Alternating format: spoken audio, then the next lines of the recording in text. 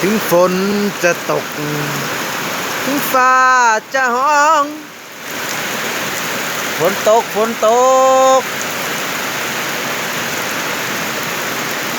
ฝนกำลังตกฝนกำลังตก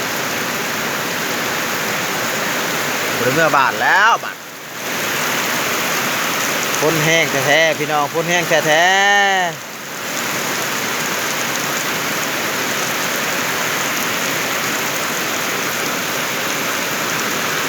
ฝนตกอ้ายก็ยังกล้าแข่งถึงน้ำเป็นแก่งอ้ายก็ลอยหาแบกเอาความหักผ่านลมผ่านฟ้าแบกเอาความหักผ่านลมผ่านฟ้าบุกมาหาแก้วตาปันนี้นินทาหรือว่าอย่างใดนอนแล้วหรือยังหรือว่าน้องนั่งลมกับไผส่งเสียงมาหาก่อนสาย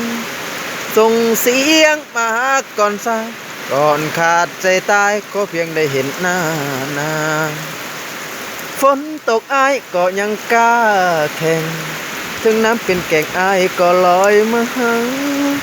มันซักมันเสื่อนอยู่เฮือนบ่ได้มันซักมันเสื่อนอยู่เฮือนบ่ได้